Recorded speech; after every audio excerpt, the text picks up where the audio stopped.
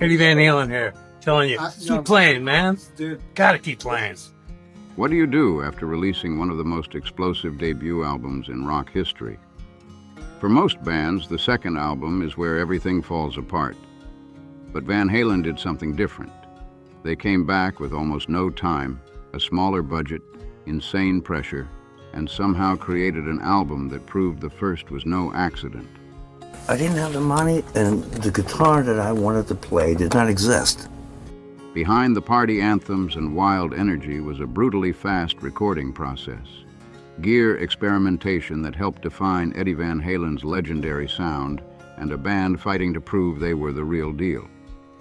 The real question is, does Van Halen 2 deserve far more respect than it gets? By late 1978, Van Halen had made one thing crystal clear. They were not just another rock band trying to get noticed. They were the real thing. Their self-titled debut album, released in February that year, completely changed the conversation around what a first album could actually do. Songs like Eruption left people stunned, with Eddie Van Halen showing off guitar techniques that felt almost unreal, especially his groundbreaking two-handed tapping style. But it was not just about technical skill. It was the nerve of it all that grabbed attention. Eddie did not simply play guitar, he attacked it, twisted it, and pulled sounds out of it that nobody expected. Still, Van Halen was never just about one person. David Lee Roth brought non-stop energy, sharp humor, and a larger-than-life attitude that made people impossible to ignore. Michael Anthony added crushing bass lines and those sky-high backing vocals, while Alex Van Halen's hard-hitting drumming gave the whole machine its serious power. This album was not just a success story, it hit the rock world like a shockwave. It climbed to number 19 on the Billboard 200 and moved over 1 million copies in just a matter of months. Fans were hooked, critics were paying attention, and suddenly Van Halen had become one of the hottest names in rock. But huge success can come with serious pressure, and that is exactly where things got complicated. The problem? Rock fans could be ruthless, and the second album was where many bands either proved themselves or crashed hard.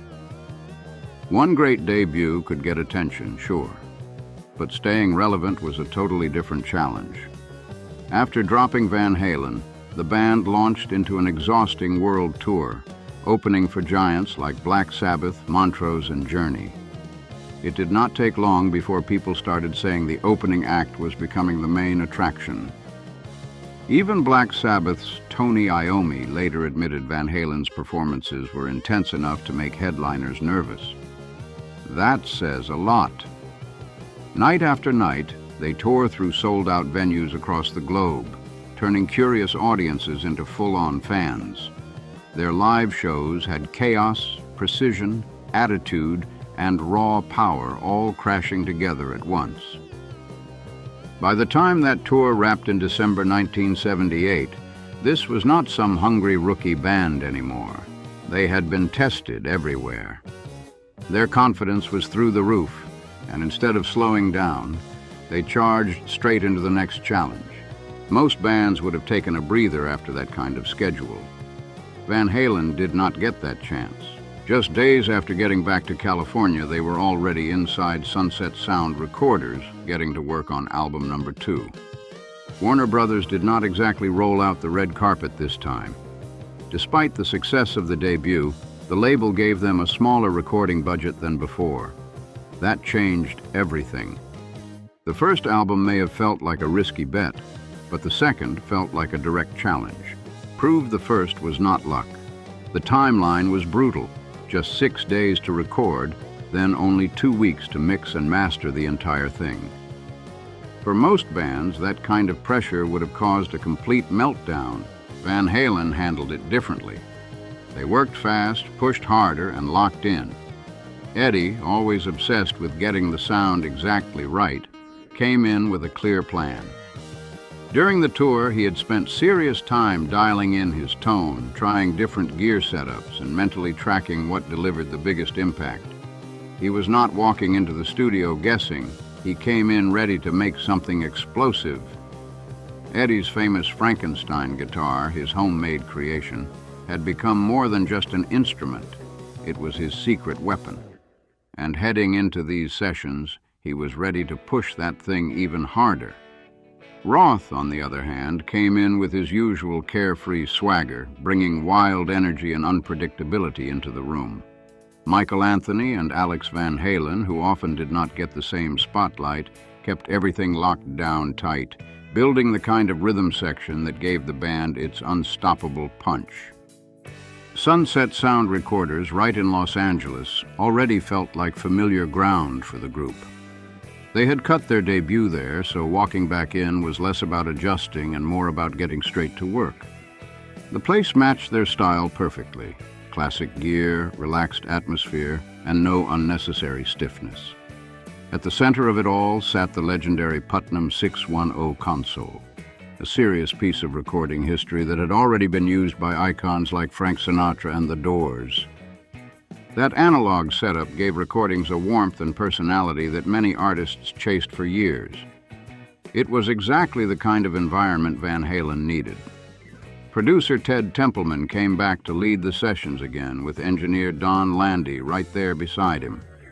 Their formula stayed simple: keep overdubs to a minimum, record performances live, and capture the band as naturally as possible. The mission was never to make something overly polished or overly cleaned up. They wanted raw energy. They wanted the sound of a band hitting hard in real time. The goal was to catch that electric moment while it was alive, not smooth out every rough edge until the excitement disappeared. Van Halen did not walk into the studio empty-handed either. They came loaded with songs they had already tested in front of crowds, along with newer ideas that were still taking shape. That gave them a huge advantage with the brutal recording timeline. Tracks like Somebody Get Me a Doctor and Beautiful Girls, which originally carried the title Bring On the Girls, already had fans reacting live, while newer material like Dance the Night Away came together naturally during the recording process. And at the center of everything was Eddie's guitar sound, which had already started becoming the stuff of legend. By the time Van Halen 2 was underway, he had refined his setup obsessively. His homemade Frankenstrat was the heart of that sound, a custom-built machine pieced together from parts he trusted, not something pulled straight off a store shelf. The body came from Charvel, and Eddie installed the maple neck himself. The pickup was a Gibson Path humbucker he had taken from an older ES-335. To help control feedback, he coated the pickup in paraffin wax, then mounted it directly onto the guitar body to squeeze out as much resonance as possible. Every move had a purpose. The guitar was stripped down with almost no extras. One volume knob, famously labeled Tone as Eddie's inside joke, was all he needed. No pickup selector. No actual tone controls. Nothing that could interfere with the direct signal path. Even the bridge system got heavy modifications, with Eddie making his own changes instead of relying on factory parts. One of his well-known tricks involved using a quarter as part of the setup to help stabilize the tremolo system. Even the paint job screamed homemade rebellion. Those iconic black and white stripes, later layered with red, were not the work of some luxury custom shop. Eddie reportedly taped it up in his backyard and used spray paint picked up from a Schwinn bike shop. It looked chaotic, but that was the point. The guitar matched his style perfectly, creative, unpredictable, and impossible to ignore. But the Frankenstein guitar was only half the story. The real magic came from what he plugged it into. Eddie's amp setup was just as critical in shaping that explosive signature sound. For Van Halen 2, Eddie relied on a late 1960s 100-watt Marshall Super Lead Plexi, but this was no stock setup. He modified it for extra gain and famously used a variac to lower voltage, letting him push the amp harder while keeping it under control. That setup helped create his legendary brown sound, thick, warm, saturated, and instantly recognizable. He paired it with a single 4x12 cabinet loaded with Celestian greenbacks, known for their rich mids and smooth breakup. While big stage rigs looked massive, the studio reality was much simpler. Eddie cared about tone, not showing off with endless stacks of gear. His effects setup stayed surprisingly minimal. The MXR Phase 90 added that signature swirling texture heard across his playing, while the Echoplex EP3 was valued less for delay and more for its preamp tone. That extra warmth, compression, and character became a key part of his sound. On paper, the rig looked simple, but every piece mattered. Loud, raw, and carefully dialed in, it was controlled chaos built with purpose. Meanwhile, Michael Anthony provided the foundation that kept everything tight. His bass work on Van Halen 2 gave the songs weight and drive, while Eddie's guitar exploded above it. Rather than flashy playing, Anthony focused on groove, precision, and locking in with Alex Van Halen's drums. His bass tone came across sharper and more aggressive than on the debut.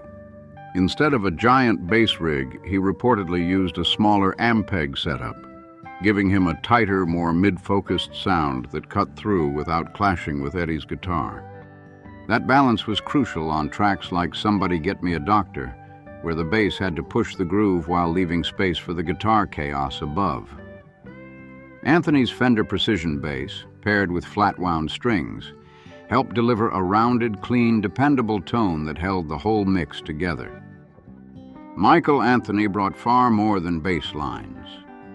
His high-backing vocals were a massive part of Van Halen's signature sound. Songs like Dance the Night Away and Beautiful Girls leaned on those harmonies to add melody and lift to David Lee Roth's lead vocals. Keeping those harmonies tight while holding down the low end gave the band a rare balance of power and polish. Alex Van Halen was just as essential. While Eddie often grabbed the spotlight, Alex powered the band with precision and brute force. On Van Halen 2, his custom Ludwig kit delivered that huge sound fans instantly recognized: deep, thunderous toms, a sharp, cracking snare, and a relentless kick drum that drove heavier tracks with serious force. His bright-paced 2002 cymbals cut through the mix perfectly. On songs like Light Up the Sky, Alex did far more than keep time. Fast fills, sharp transitions, and layered rhythms showed a drummer actively shaping the music, not just backing it. That complexity helped separate Van Halen from more straightforward hard rock bands of the era. Beneath the chaos was serious control. The studio helped capture all of it. Sunset sound recorders loaded with legendary analog gear like the Putnam 610 console gave the album its warm, raw character. Recording on an Ampex MM12 0016-track tape machine helped producer Ted Templeman and engineer Don Landy preserve the band's live energy. Landy kept the recording approach simple but effective. Close mics delivered drum punch, room mics added atmosphere, and classic tools like the RE20 and SM57 helped shape that huge drum sound. The result felt powerful, open, and alive. Michael Anthony's bass reportedly blended direct input with a mic'd amp signal, combining clean definition with gritty character. That helped his bass stay warm, strong, and clearly locked into the mix. Eddie's guitar setup stayed just as focused. His Marshall Superlead Plexi pushing a Celestian greenback-loaded cabinet gave the raw source, while a straightforward microphone approach helped preserve the amp's natural aggression. A Shure SM57 placed slightly off-axis was a common choice for this kind of guitar recording, helping capture speaker breakup without making the sound overly harsh. For lead moments, room ambiance likely played a role in making his solos feel huge, giving those guitar lines that larger-than-life impact fans still talk about. For Spanish Fly, Eddie took a completely different route and showed a side of his playing that caught plenty of listeners off guard. Instead of walls of distortion and screaming amps, This track put the spotlight on his acoustic technique. His performance was likely captured with a small diaphragm condenser microphone, often associated with detailed acoustic recording setups of that era, placed close enough to catch every fast finger movement and subtle nuance in his playing. The result felt intimate, sharp, and incredibly precise. But before getting there, the album kicked off with a move few people probably expected. A cover of Clint Ballard Jr.'s You're No Good, a song already well known through Linda Ronstadt's hit version from the mid-1970s. For a rising hard rock band, that could have seemed like a strange opening choice. Van Halen did not treat it like a copy, though. They completely reshaped it into something darker and more aggressive. The album opens with instant tension. Michael Anthony's flanged bass creates an uneasy pulse, while Eddie's volume-swollen guitar drifts in like a ghost. By killing the initial attack with his volume knob, he gave the intro that eerie, floating feel. David Lee Roth brings pure attitude to the vocals. The lyrics do not sound hurt, they sound like a challenge. Eddie's solo adds even more heat, packed with hammer-ons, pull-offs, and bluesy bends that keep building the pressure. Even at a slower tempo, it works as a bold opener. It made one thing clear: Van Halen 2 was not just copying the debut. Then Dance the Night Away changed the mood completely. This was the breakout hit, showing a more melodic side of the band without losing their identity. Bright, catchy, and smooth, but still unmistakably Van Halen. Eddie's riff feels simple, but that is the genius of it. The open strings create a bouncing rhythm, while Michael Anthony's harmonized backing vocals make the chorus explode. Those harmonies became a huge part of the band's sound. Roth keeps things playful, and the arrangement throws in clever twists that stop the song from feeling predictable. The gamble paid off big, with the track hitting number 15 on the Billboard Hot 100 and giving the band a major crossover breakthrough. Then Somebody Get Me a Doctor kicks the door down. Already a live favorite, the song hits with instant confidence. Eddie's riff is fast, dirty, and loud, backed by Michael Anthony's hard-driving bass. Roth attacks the lyrics with pure swagger, while Eddie's solo sounds like controlled chaos. Rapid runs, dive bomb-style energy, and wild technique all crash together without falling apart. Alex keeps everything from spinning apart with sharp, tightly locked drumming that adds urgency to every second. The whole band sounds like they are charging downhill at full speed. It is one of the album's hardest-hitting moments and a clear reminder of the raw club band energy they had built their reputation on. Then Bottoms Up changes the mood just enough to keep things interesting. Instead of charging straight ahead the same way, the band shifts into something looser and more groove-driven. It starts with a stripped-down feel before opening into a rowdy riff with blues and rockabilly flavor all over it. On Bottoms Up, Eddie eases off the full aggression just enough to let a warmer guitar tone shine through. The amp's natural overdrive keeps the sound rich and loose, but still packed with bite. More than speed, Eddie brings real swing and groove to the rhythm playing. Michael Anthony and Alex Van Halen lock in tightly beside him, creating a rhythm section that feels effortless but hits hard. That groove gives David Lee Roth plenty of room to unleash his wild, playful energy. The whole track sounds loose, confident, and completely natural. Part of the charm is how unpolished it feels, in the best way. Roth's laugh stays in, along with a rough vocal moment, showing the band cared more about energy than perfect cleanup. That raw personality is exactly what makes the song work. The chorus feels like a full invitation into the chaos. Loud, messy, fun, and pure Van Halen. Then Out of Love Again shifts gears and puts Alex front and center. His tricky shuffle groove and creative drum work drive the entire track, adding an almost unpredictable edge beneath the hard rock punch. Eddie rides that groove with a hypnotic riff, while Roth plays the wounded but still arrogant troublemaker with plenty of attitude. The chemistry between Eddie and Alex stands out hard here. The guitar and drums feel like they are having their own conversation. When Eddie's solo hits, it explodes fast. He starts playful and locked into the groove, then suddenly tears into blazing runs that sound both wild and incredibly precise. Then Light Up the Sky kicks in with serious force. One of the album's heaviest tracks, it wastes no time, opening with chaotic musical tension before crashing into a driving riff that grabs you instantly. Alex keeps the whole thing moving like a machine, while the arrangement keeps shifting in ways that stop the song from ever feeling straightforward. There are moments where the energy changes direction so fast it almost feels like the band is daring you to keep up. Roth changes gears vocally too, bringing a more dramatic edge to this one. Then comes that sudden, brighter vocal section that flips the mood for a second before Eddie storms back in and completely takes over. His solo is pure fire, switching between melodic control and high-speed chaos without losing clarity. The ending keeps the intensity high, with Alex getting a brief spotlight before the song closes in a strange, atmospheric way that makes it stand out even more. No surprise, this became a fan favorite.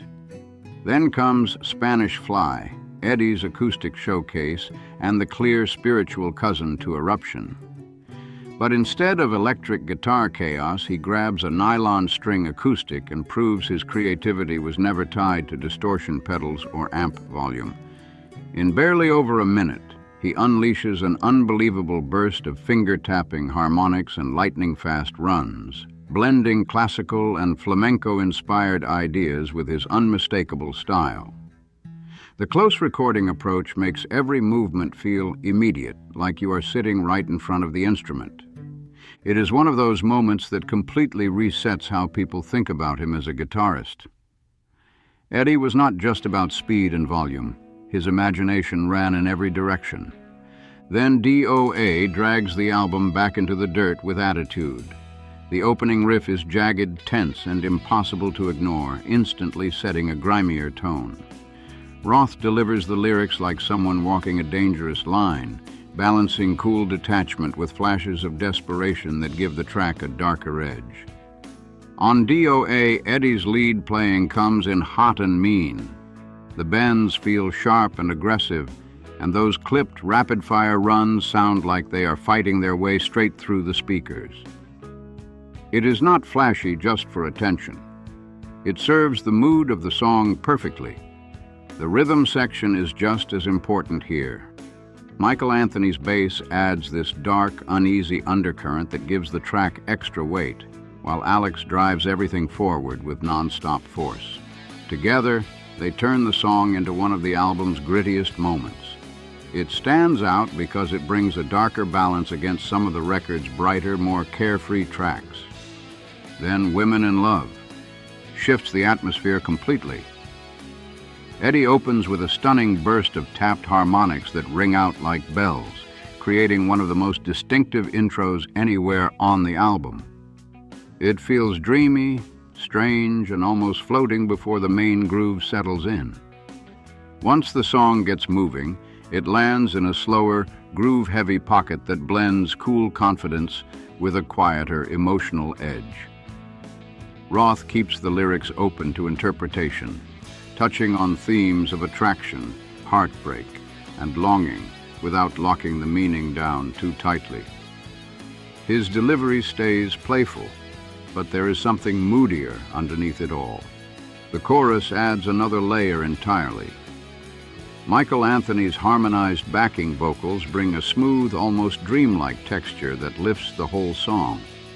It is a great reminder that Van Halen could do more than pure hard rock chaos. They could create atmosphere too. Then the album closes with Beautiful Girls, and it could not be a more fitting ending. This track feels like sunshine, beaches, loudspeakers, and total freedom all rolled into one. It perfectly captures the carefree side of Van Halen that fans connected with so quickly. Eddie's riff is simple, catchy, and impossible not to move with. Roth leans all the way into the playful energy, tossing in ad-libs like, "Hey, where you going?" that make the song feel spontaneous and alive. The chorus is packed with layered harmonies, strong groove, and enough energy to make the whole thing feel like one giant celebration. And that outro? It keeps building until the whole album feels like it is ending in one big burst of joy. It is the perfect closing statement for a record packed with attitude, hooks, and non-stop momentum. The back cover featured Eddie's famous black and yellow guitar, the Bumblebee, which later became one of rock's most recognizable instruments. Years later, Eddie arranged for the guitar to be buried with Pantera guitarist Dimebag Darrell, a tribute that showed the deep respect between generations of players. But despite its iconic status, the Bumblebee was not actually used on Van Halen 2. Reports say it was only finished in time for the album photo shoot. Built by Charvel and delivered through Carl Sandoval in late 1978, it became visually tied to the album, even though fans never heard it on the record. The photo shoot itself came with classic Van Halen chaos. David Lee Roth reportedly injured his heel attempting the dramatic split jump pose seen in the album materials. He got the shot, but paid for it. Even the liner notes added to the band's legend, including a nod to the Sheridan Inn in Madison, Wisconsin, tied to one of their notorious tour stories. Tales from that era only fueled Van Halen's larger-than-life reputation. When Van Halen 2 hit stores on March 23, 1979, pressure was intense. The debut had set a massive standard, and plenty of young bands had already fallen victim to the dreaded second album slump. But Van Halen did not stumble. They came in louder, sharper, and full of confidence. Van Halen 2 climbed all the way to number 6 on the Billboard 200, a huge achievement for a hard rock band during a period when disco and softer radio-friendly music were dominating the charts. Within weeks, the album earned gold certification, and by May 1979, it had already gone platinum. And it did not stop there. The album kept selling, eventually reaching quadruple platinum in the United States. That is serious staying power. Even critics who were not always quick to embrace hard rock gave the album solid praise. Rolling Stone highlighted the record's feel-good party energy and called it an amazing 31-minute artifact. Fans were even more enthusiastic, fully backing a band that had now proven they could bring the same explosive energy in the studio that they delivered live. Songs like Dance the Night Away and Beautiful Girls helped expand the band's reach without pushing away the hardcore rock fans who got them there in the first place. Those songs became radio staples, pulling in brand new listeners and pushing Van Halen further into the mainstream spotlight. While Van Halen 2 may not have delivered the same shocking first impact moment as the debut, it pulled off something just as impressive, proving the first album was absolutely no fluke. This record sharpened their identity, widened their sound, and helped launch the next phase of their rise to rock superstardom. So what do you think? Does Van Halen 2 deserve more respect as one of the strongest sophomore albums in rock history, or does the debut still completely overshadow it? Drop your thoughts in the comments. I want to hear your take. And if you enjoyed this breakdown, make sure to like the video, subscribe to the channel, and turn on notifications so you do not miss the next deep dive into rock history. See you in the next video.